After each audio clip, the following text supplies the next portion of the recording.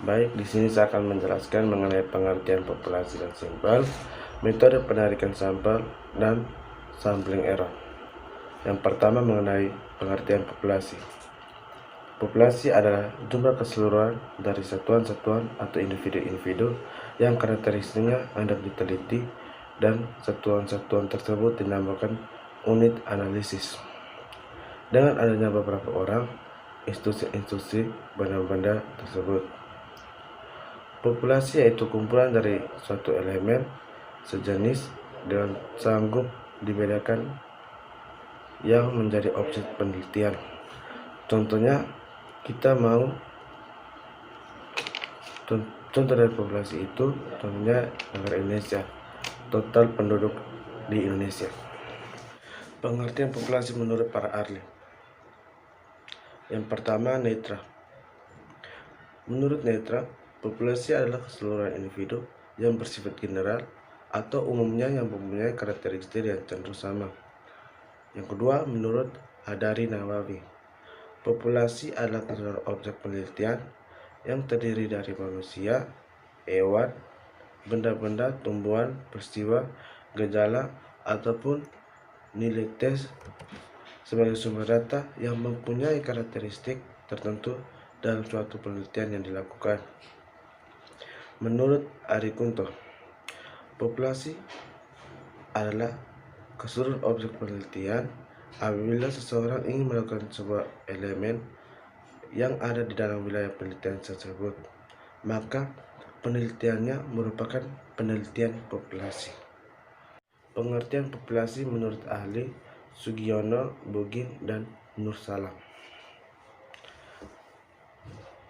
Menurut Sugiono, populasi adalah wilayah generalisasi yang terdiri atas objek atau subjek yang memiliki kuantitas dan karakteristik tertentu yang ditetapkan oleh penelitian untuk dipelajari dan kemudian ditarik kesimpulannya. Menurut Bogin, populasi adalah keseluruhan dari objek penelitian berupa manusia, hewan, tumbuhan, udara, gejala, nilai, peristiwa, sikap hidup, atau sebagai himpunan objek ini dapat menjadi sumber data penelitian. Yang ketiga, menurut Nur Salam, populasi adalah keseluruhan dari variabel yang menyangkut masalah yang diteliti. Pengertian sampel. Sampel adalah sebagian dari populasi yang karakteristiknya hendak diteliti. Sampel yang baik yang kesimpulannya dapat dikenalkan pada populasi adalah sampel yang bersifat representatif atau yang dapat menggambarkan karakteristik populasi. Dari di sini saya berkesimpulan bahwa sampel itu adalah bagian kecil dari populasi. Contohnya total penduduk di negara Indonesia. Contohnya kita mau melakukan suatu penelitian, pasti kita tidak mungkin melakukan penelitian dari seluruh populasi atau seluruh dari total penduduk di Indonesia, karena dari situ maka akan memakan waktu yang sangat lama dan tidak efisien bagi penelitian kita. Maka dari situ kita mengambil sebagian kecil dari populasi, yaitu sampel dari total penduduk di Indonesia. Soalnya kita mengambil total penduduk negara Indonesia di wilayah provinsi NTT dan lain-lain. Pengertian sampel menurut para ahli. Menurut Sugiono, sampel adalah suatu bagian dari keseluruhan serta karakteristik yang terdiri oleh sebuah populasi. Yang kedua, menurut Ari Kunto, sampel adalah sebagian atau sebagai wakil populasi yang akan diteliti. Menurut nama Sojana dan Ibrahim, sampel adalah sebagian dari populasi yang dapat dijangkau serta memiliki sifat yang sama dengan populasi yang diambil sampelnya tersebut. Lanjut ke metode penarikan sampel. Yang pertama, non-probability sampling adalah suatu prosedur pengambilan sampel yang tidak memperhatikan kaidah-kaidah peluang probability. Biasanya tergantung pada kebijakan dan pengalaman serta subjektif dari si peneliti. Non-probability sampel adalah teknik pengambilan sampel yang tidak memberi peluang atau kesempatan sama bagi setiap unsur atau anggota populasi untuk menjadi sampel.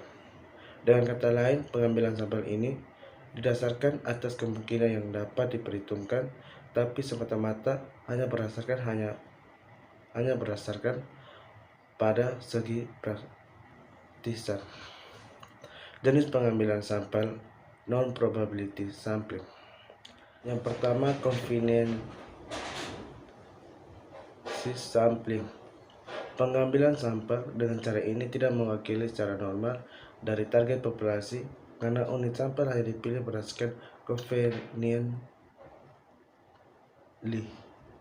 Contohnya, seseorang peneliti ini mengetahui kaidah bakteri yang terdapat dalam 1 liter air di Sungai Ciliwung, maka yang diambil sebagai sampel hanya air yang ada di pinggiran sungai saja. Yang kedua, purposive sampling. Pendekatan ini digunakan saat sampel yang diambil berdasarkan pada nilai yang pasti mengenai populasi secara keseluruhan harus mempunyai pengetahuan yang cukup untuk mengetahui populasi. Contohnya, seseorang peneliti ingin mengetahui kadar bakteri yang terdapat di dalam air di Sungai Ciliwung, maka yang diambil sebagai sampel tidak hanya air yang ada di pinggiran sungai saja, melainkan beberapa bagian sungai dengan ketimbangan keterwakilan. Quota sampling, yaitu pengambilan sampel di mana jumlah sampel telah ditentukan terlebih dahulu. Pengambilan sampel tinggal memilih sampai jumlah tersebut dan biayanya tanpa kerangka sampel. Pengambilan sampel semacam ini sering digunakan dalam public opinion survey. Contohnya populasi 55% pria dan 45% wanita. Dalam sampel 100 orang berada 55 pria dan 45 wanita. Pemilihan sampelnya sendiri tergantung penilaian penelitian. Yang kedua, probability sampling. Penarikan sampel secara acak. Probability sampling ialah teknik untuk memberikan peluang yang sama pada setiap anggota populasi untuk dipilih menjadi anggota sampel. Dengan kata lain, cara pengambilan sampel yang memberikan kesempatan yang sama untuk diambil kepada setiap elemen populasi. Ada beberapa macam probability sampling, antara lain sampel yang pertama, sampel acak sederhana, yaitu bila setiap unit dalam populasi diberi peluang sama untuk dipilih. Maka metode ini merupakan metode yang cukup mudah dan bisa digunakan pada populasi yang memuat karakteristik unit bersifat relatif homogen. Yang kedua, systematic sampling, yaitu suatu metode pengambilan sampel secara random untuk unit sampel yang pertama dan unit sampel selanjutnya dipilih secara sistematik. Snowball sampling biasanya digunakan untuk hidden population. Responden diminta memberikan nama dan kontak dari anggota lain dari target populasi. Asumsinya bahwa semua anggota saling mengenal, contohnya GAI dan hackers. Yang terakhir, sampel acak berkelompok, yaitu producer sampling di mana unit kecil dalam produsen merupakan kumpulan dari elemen-elemen di dalam kultur, biasanya heterogen namun antara kultur homogen. Kemudian kita memiliki sebuah sampel yang anggotanya adalah kultur, sehingga bukan lagi sebuah sampel yang anggotanya adalah unit-unit analisis kecil. Lanjut, sampling error Dalam hal ini, kesalahan pendekan sampel mencerminkan keterheterogenan atau peluang munculnya perbedaan dari satu sampel dengan sampel yang lain karena perbedaan individu yang terpilih dari berbagai sampel tersebut.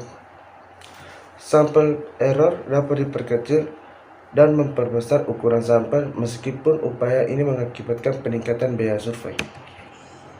Kesalahan pengambilan sampel terjadi ketika karakteristik statistik dari suatu populasi diperkirakan dari subset atau sampel dari populasi tersebut. Karena sampel tidak mencakup semua anggota populasi, statistik sampel seperti mean dan kuartil umumnya berbeda dari karakteristik seluruh populasi yang dikenal sebagai parameter.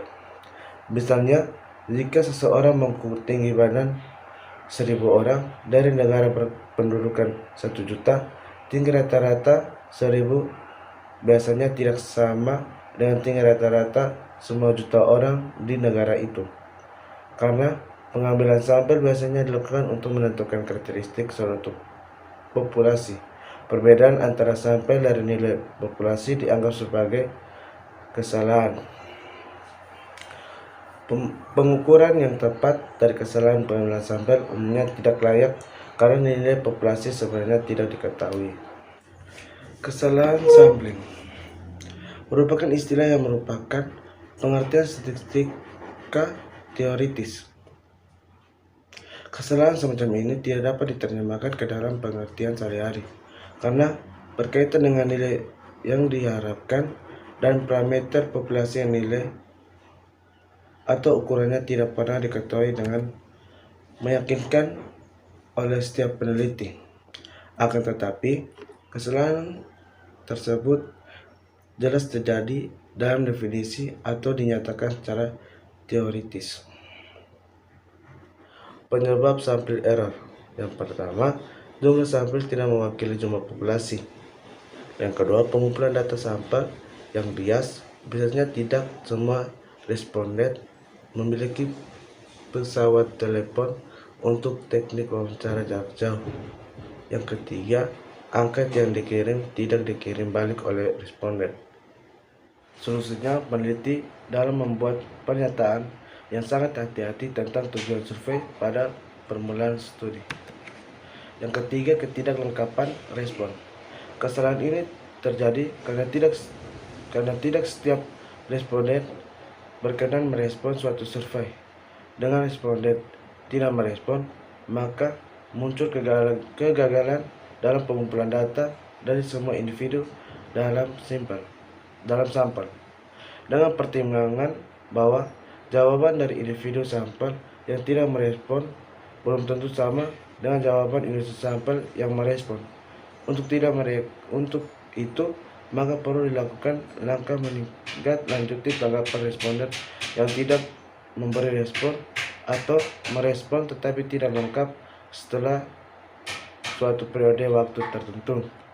Pengambilan sampel yang berulang-ulang biasanya menghasilkan besaran suatu karakteristik populasi yang berbeda-beda antara satu sampel ke sampel lainnya.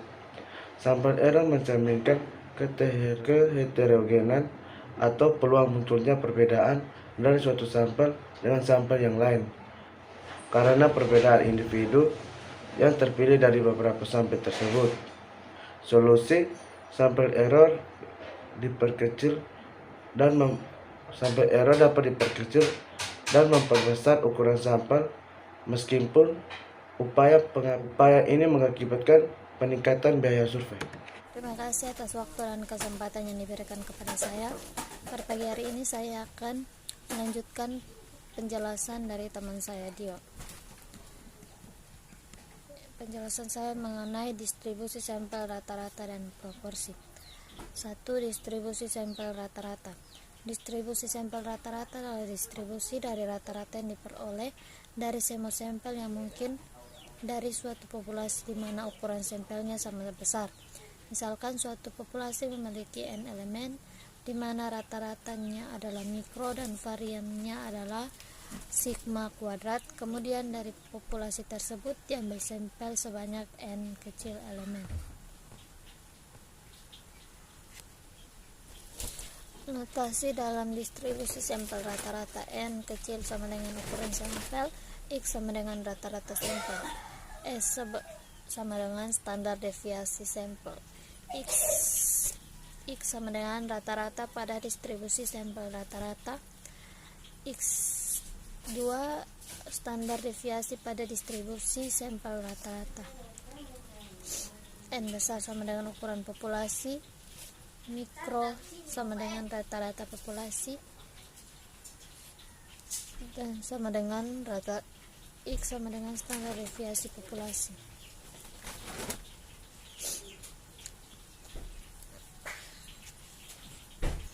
Yang kedua adalah distribusi sampel proporsi.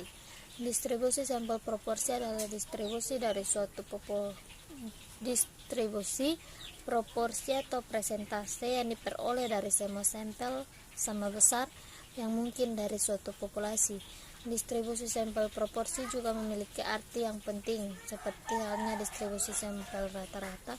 Distribusi sampel proporsi dapat digunakan untuk mengetahui presentase atau perbandingan antara dua hal yang berkomplement atau peristiwa binominal, seperti presentase perokok dan bukan perokok, presentasi pemilih dan bukan pemilih di suatu pemilu, dan perbandingan antara pemakai dan bukan pemakai hasil produksi tertentu.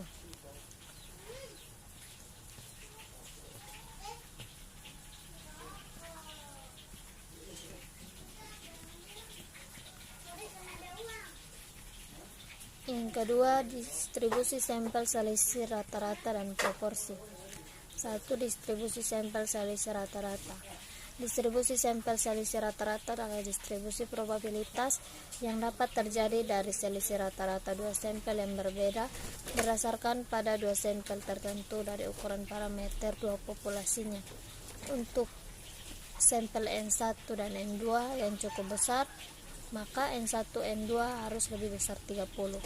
Maka distribusi sampel selisih rata-rata sangat mendekati distribusi normal. Untuk mengubahnya ke dalam bentuk normal, maka diperlukan dua rumus. Yang pertama adalah rumus rata-rata atau min, dan yang kedua rumus simpangan baku atau standar deviasi. Jika tidak diketahui, maka dapat menggunakan standar deviasi dari sampel. Contoh soal: pegawai perusahaan Global Network Inspection pada divisi inspeksi pembongkaran mempunyai gaji rata-rata sebesar $4.300 per bulan, sedangkan divisi inspeksi pengangkutan mempunyai gaji $3.750 per bulan. Setelah dihitung, diperoleh rata-rata hitungan dari deviasi kuadrat setiap gaji terhadap gaji rata-rata divisi inspeksi pembongkaran $52.000, sedangkan divisi inspeksi pengangkutan sebesar $19.500. Bila diasumsikan diambil sampel random pada divisi inspeksi pembongkaran sebanyak 90 orang dan divisi inspeksi pengangkutan sebanyak 75 orang, berapakah probabilitas selisih rata-rata gaji dari dua sampel lebih besar dari $500? Jawabannya diketahui divisi inspeksi pembongkaran atau rata-rata 1 sama dengan $4.300 sama dengan $52.000. N1 sama dengan 90 divisi inspeksi pengangkutan, luas kanan 0 sama dengan 0,5 sama dengan luas kanan 0 sama dengan 0,5 ribu luas 0 sampai Z. Luas kanan Z luas kanan 0 kurang Z. Luas kanan Z sama dengan 0,9370. Jadi probabilitas selisih rata-rata gaji dari dua sampel lebih besar dari $500 adalah 0,9370 atau 93,70%. Yang kedua, distribusi sampel selisih proporsi. Distribusi sampel selisih proporsi adalah distribusi probabilitas yang dapat terjadi dari selisih dua sampel yang berbeda berdasarkan pada dua sampel tertentu dari ukuran parameter dua populasinya. Adapun rumus distribusi sampel selisih proporsi dinyatakan dalam dua rumus. Yang pertama rata-rata proporsi dan yang kedua simpangan baku proporsi. Distribusi sampel selisih proporsi pun akan mendekati distribusi normal bila ukuran sampel cukup besar atau N1 N2 lebih besar dari lebih dari 30. Maka untuk merubahnya menjadi bentuk normal standar diperlukan rumus rata-rata proporsi dan simpangan baku proporsi. Jika tidak diketahui dan dianggap sama, maka nilainya sama. Contoh, Alia dan Desi akan melakukan sebuah pertandingan pelemparan sekeping uang logam. Desi akan menang bila memperoleh 8 sisi gambar lebih banyak dari Alia. Jika diasumsikan mereka diberi kesempatan masing-masing melempar uang logam sebanyak 40 kali, berapa peluang Desi memenangkan pertandingan? Berilah saran apakah Desi akan ikut dalam pertandingan atau tidak. Jika harapan kemenangannya harus sebesar 15% atau lebih, jawab A sama dengan 0,5 kurang 0,5 sama dengan 0, luas kanan 0 sama dengan 0,5 ribu, luas kanan 0 kurang Z, luas kanan Z sama dengan 0,1335. Jadi peluang Desi memenangkan pertandingan ini adalah 0,1335 atau 13,35%. Karena peluang Desi menang kurang dari harapan menangnya, maka 13,35% kurang dari 15%. Maka Desi disarankan untuk tidak mengikuti pertandingan ini karena nilainya kurang dari 15%. Yang terakhir, yang ketiga, dalil batas tengah atau teorema limit pusat adalah sebuah teori yang menyatakan bahwa jika ukuran sampel semakin besar, maka sifat dari rata-rata distribusi peluang sampelnya atau sampel mean distribusi akan semakin mendekati distribusi normal. Hal ini mengakibatkan sampel tersebut juga memiliki karakteristik yang juga terdapat pada distribusi normal. Karena itu, sampel tersebut kemungkinan besar akan memiliki rata-rata yang sangat dekat atau bahkan hampir sama dengan parameternya. Begitu juga dengan nilai variansnya.